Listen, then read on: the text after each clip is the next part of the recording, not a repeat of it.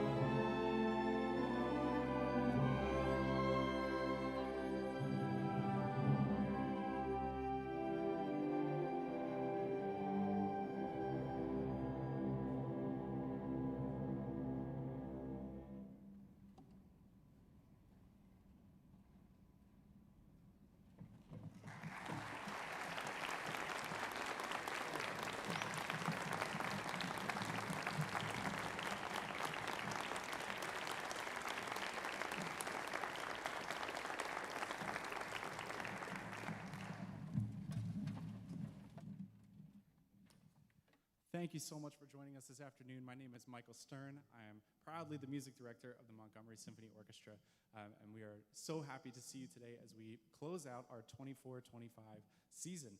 It's been an incredible season so far. We started back in October with Dvorak's 8th Symphony and Sibelius' Finlandia.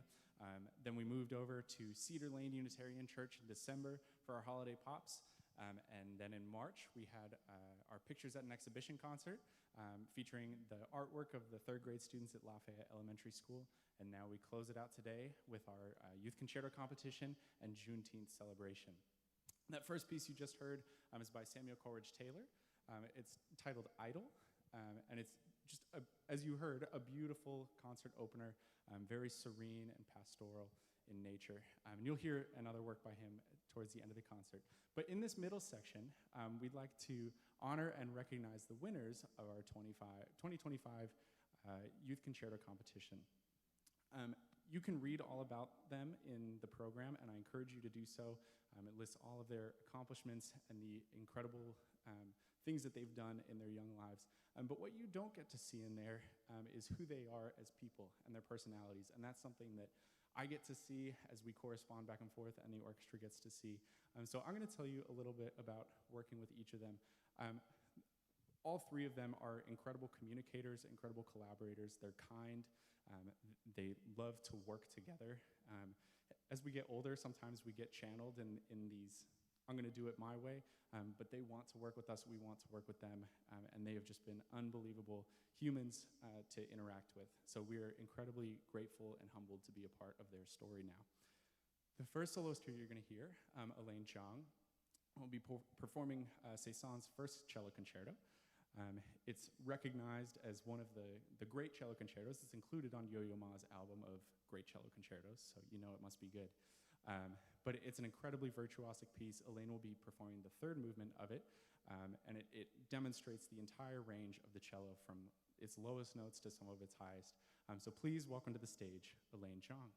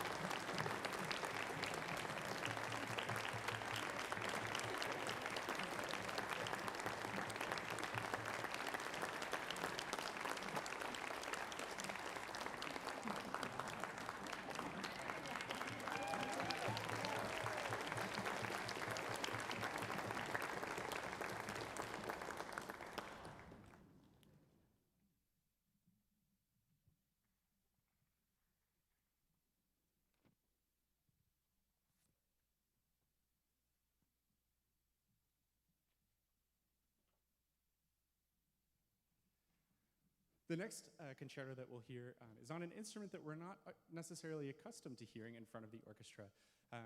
While many concerti started to be written around the 1700s and later, this concerto that you're about to hear was written in 1940, and it was actually the first concerto written for the marimba, even though it's been around for a long time. The marimba over here is often mistaken with its smaller cousin, the xylophone, which you may be more familiar with. The xylophone is a little smaller. The bars are still made of wood, as is this, typically of rosewood, if not a synthetic material. But this instrument is much more resonant and a bit of a darker, warmer sound than we're accustomed to hearing on xylophone. So this is an incredibly virtuosic piece, as is really all three of these concerti. This piece in particular presented a major challenge to us just because it was written so recently. It's written in a style that is less commonly heard in orchestral playing and was a new style for a lot of us. It has a lot of more contemporary harmonic material and melodic material. Paul Creston was known for his very rhythmic writing. He used a lot of different rhythmic techniques, and you'll hear a lot of those displayed in this concerto. So please welcome to the stage Ayush Mishra.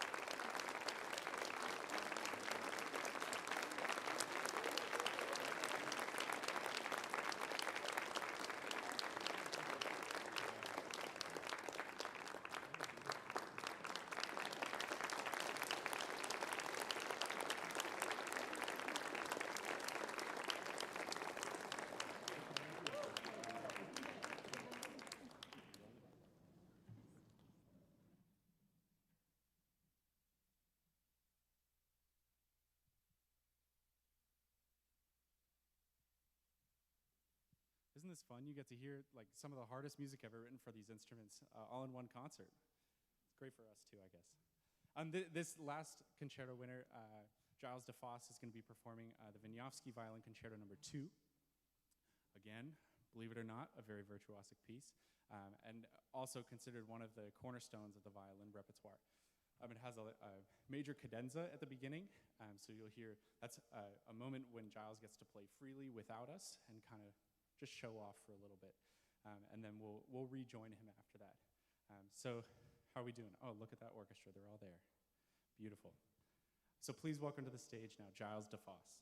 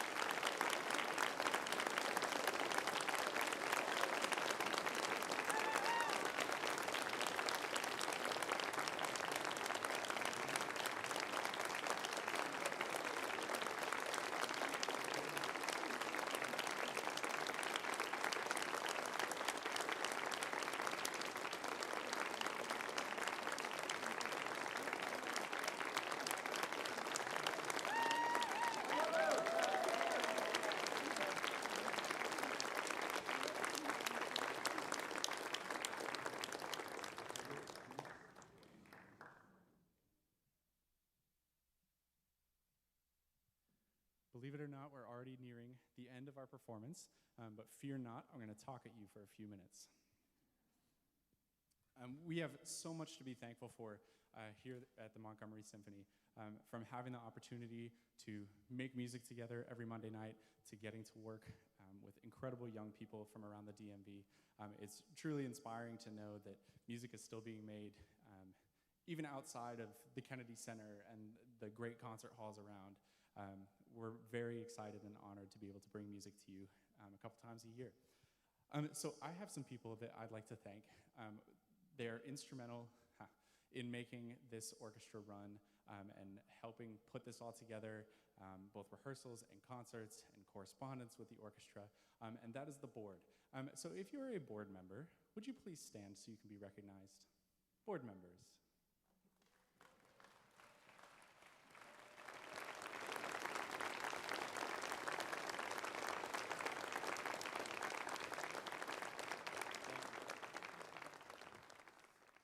They do so much work behind the scenes that we don't always get to see, but it takes a true village to pull off concerts and seasons like this, and I'm just incredibly grateful for their guidance and wisdom throughout the process.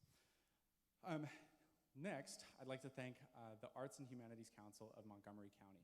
They're listed in your program, right underneath the program, and they're put there strategically for a reason, and that is, while many of you have asked, we do not receive any direct federal funding, thankfully. To that end, we do receive significant funding from AHCMC, and they are huge sponsors of our season. They're solely responsible for making the Youth Concerto competition happen financially, and they provide a significant portion of our yearly budget. We are incredibly, incredibly grateful for their support. They do receive federal funding, and that is now at risk. So their information is there. If you are looking for a worthy cause to donate to, that is a great one. They've been providing opportunities in both music and the visual arts and all forms of art in Montgomery County for many decades now. And they are a huge cornerstone of this county and everything that happens to make it vibrant. So we're incredibly grateful for their support, and I know that they would be grateful for yours as well. So anywhere you see their logo in local businesses, if they're supporting them, please consider giving them your business. They're doing great work. Yes, yeah, let's give them a round of applause.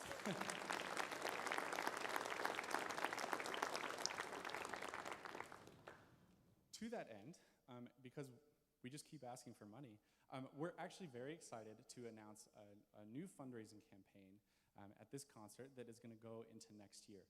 We have been incredibly fortunate here at the Montgomery Symphony to receive unbelievable donation and financial support from our audiences. We have our bake sales afterwards, curated by Barbara Gorin. Thank you, Barbara, for your hard work with those. Yes?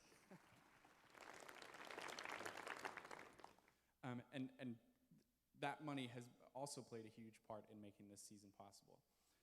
One of my personal disappointments with this season is the lack of diversity in our repertoire that we've presented. A lot of the music that we perform is from the public domain because it's free. It's available on a website called IMSLP. It has all the scores, all the parts, and it costs us nothing to bring them to you. Very convenient and useful service. However, all of those works, or no works, can enter the public domain until 100 years after they were written. So all of this music is from, what year is it? 1925 and earlier. That leaves out this entire span of time of music that is very expensive because it's still held under copyright. Publishers have their rights, composers have their rights, and of course they deserve to make their money too. But it is challenging for a nonprofit such as ours to be able to pay those exorbitant prices. To give you an example, one piece that we love to do will cost in excess of $1,500 just for one performance. That's not even to own the music, it's just to rent the music. So we are launching what we are calling the Repertoire Reserve. This is a fundraising campaign that will go through next year. Our goal is to raise $4,000 to be solely used for the performance of music by historically excluded composers. Composers such as Margaret Bonds, Valerie Coleman, Kevin Day, Omar Thomas, many composers who maybe you haven't heard of. But we feel that it's our duty to introduce you to them. There's incredible music out there that we want to be able to perform, and we are hoping to receive some support to do that. So you'll see QR codes out at the bake sale about the repertoire reserve. You'll also see information on our website. You can donate via check, via PayPal, all the same old methods. If you do donate via check, please just write like rep reserve or repertoire. Repertoire is a hard word. So rep reserve is fine on the memo line as well, and that way we'll be able to earmark it and put it directly into that fund.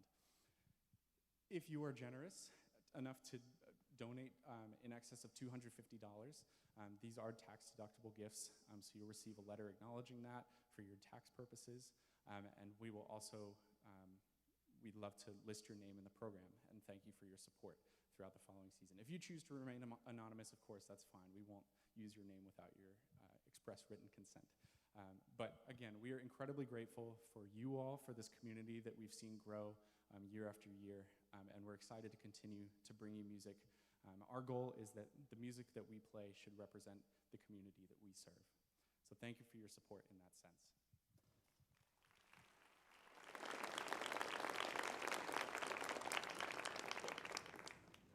And now, this last piece that you'll hear, again, by Samuel Coleridge-Taylor. He was a British composer, but he spent a lot of time in the United States. He was actually invited to the White House by Teddy Roosevelt in the early 1900s. And he traveled the world in search of different musical cultures. He was a black composer living in Britain, and he spent a lot of time in Africa. His dad was of African descent. And in West Africa, the Bamboula refers to a specific drum and also a dance. And so that is where the title of this piece comes from. It's written in dance form, which is fast, slow, fast, so ABA form. And you'll hear this fast music at the beginning, gives way to a more gentle and serene melody in the middle, and then the fast music comes at the end, and it just gets faster and faster and faster. So please enjoy the final piece of our program, Samuel Coleridge-Taylor's The Bamboula.